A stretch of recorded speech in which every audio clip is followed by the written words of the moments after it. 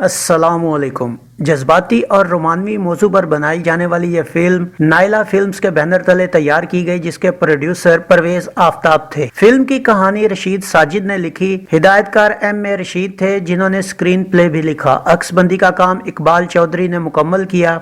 उर्दू जुबान की यह फिल्म शाहनूर और एवरन्यू स्टूडियो लाहौर में तैयार की गई और 1970 की इस 45 नंबर पर रिलीज होने वाली फिल्म का नाम था आंसू बन गए मोती।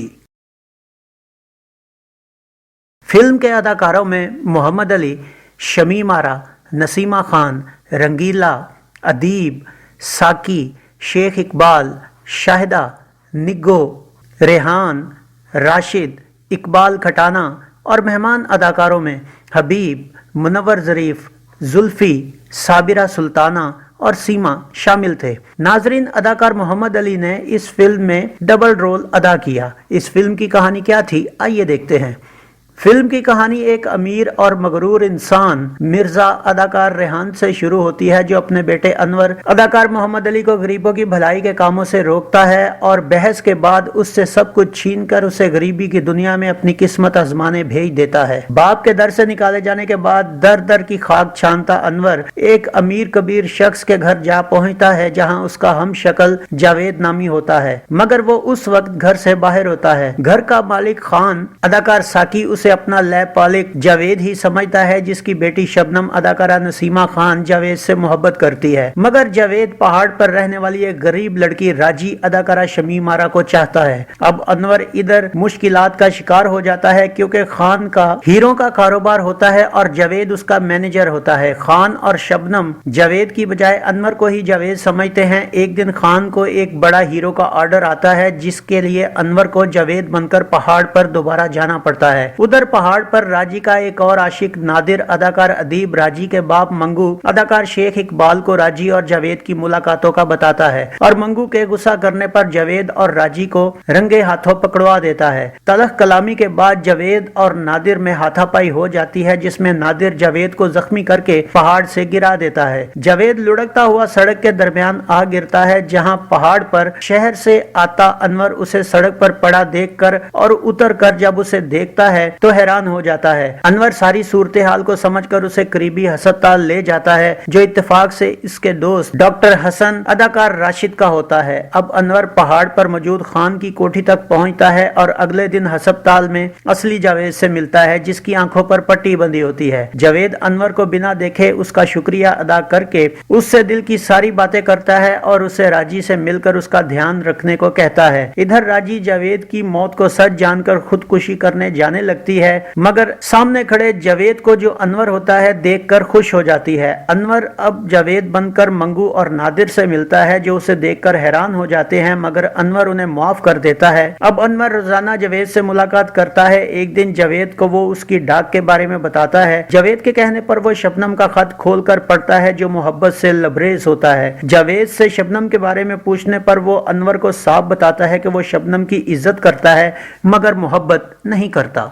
एक दिन शबनम बिना बताए वहां आ जाती है और अनवर के साथ घूमने बाहर जाती है, जहां उन्हें राजी देखकर अनवर को बेवफा समझती है, लेकिन अनवर अब शबनम जो उसे जावेद समझकर चाहती है उसे पसंद करने लगता है। उधर मंगू राजी की शादी का फैसला नादिर से कर देता है। दूसरी तरफ खान शबनम की सालगिरह पर जावेद और शबनम की शादी का ऐलान करके अनवर की परेशानियों में मजीद इजाफा कर देता है। डॉक्टर से मिलने के बाद अनवर को पता चलता है कि जावेद के आंखों की पट्टियां खुलने में 3 दिन रह गए हैं। राजी से मंगनी होने के बाद एक रात मंगू की गैर मौजूदगी में नादिर नशे में धुत राजी की इज्जत लूटने पहुंच जाता है, मगर जावेद के मुंशी दरिया खान अदाकार रंगीला की महबूबा रेशमा अदाकारा शाहिदा मुंशी और अनवर को सब जा बताती है। अनवर मौका पर पहुंचकर मंगू के सामने राजी की इज्जत बचाकर नादिर को खूब मारता है। अब मंगू शर्मिंदा होकर राजी का हाथ उसे देने पर राजी हो जाता है, मगर अगले दिन एक नई कयामत टूट पड़ती है। असली जावेद की पट्टी खुलती है, मगर वो मुकम्मल अंधा हो चुका होता है। एक तरफ शबनम, दूसरी तरफ राजी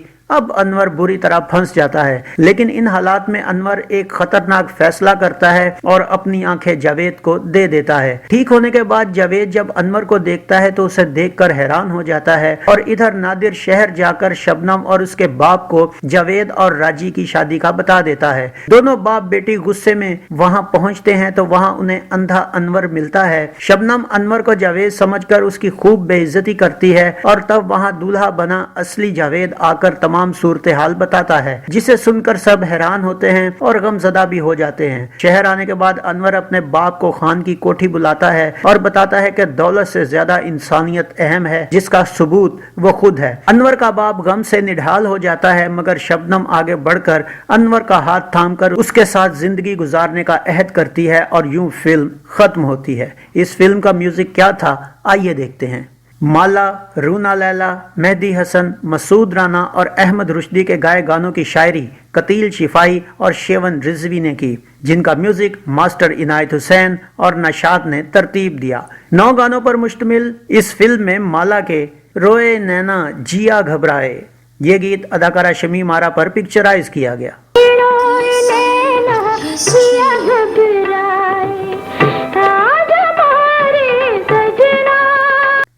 نئی رنگ رلیاں یہ گیت بھی اداکارہ شمیم آرا پر ہی عکس بند ہوا۔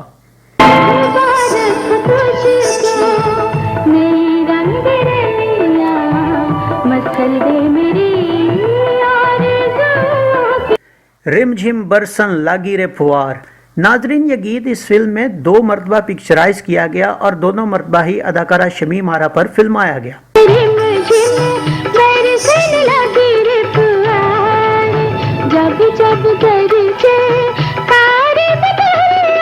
تمہیں پا کے میں نے کھویا، تمہیں کھو کے میں نے پایا یہ گیت بھی اداکارہ شمیم آرا پر ہی شوٹ ہوا۔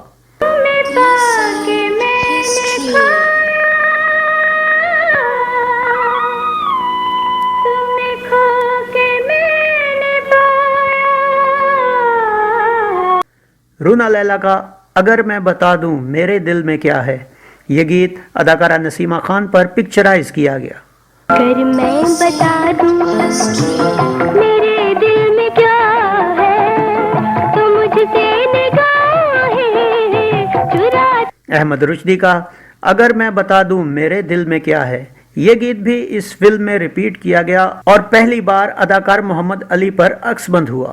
اگر میں بتا دوں میرے دل میں کیا ہے تو مجھ سے نگاہیں۔ مہدی حسن کا ترسی ہوئی آنکھوں کو آ جائے قرار یہ گیت اداکار محمد علی پر فلمایا گیا۔ ترسی ہوئی آنکھوں کو آ جائے قرار آ جائے۔ مسعود رانا کا جب مچلا ہوا دل ہو اور تو بھی مقابل ہو یہ گیت بھی اداکار محمد علی پر شوٹ ہوا۔ جب مچلا ہوا دل ہو اور تو بھی مقابل ہو پھر تیرے سوا ہم کو۔ ناظرین، یہ فلم 27 مارچ 1970 بروز جمعہ کو پورے پاکستان میں ریلیز کی گئی۔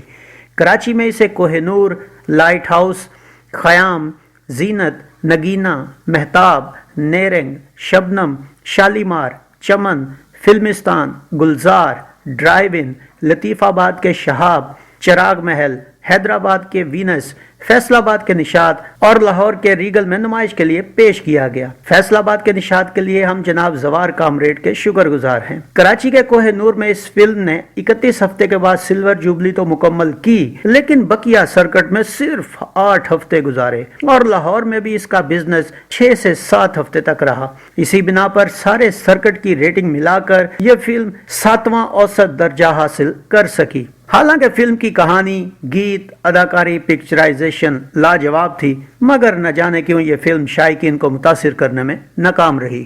تو یہ تھا فلم آنسو بن گئے موتی کا ایک مکمل ریویو۔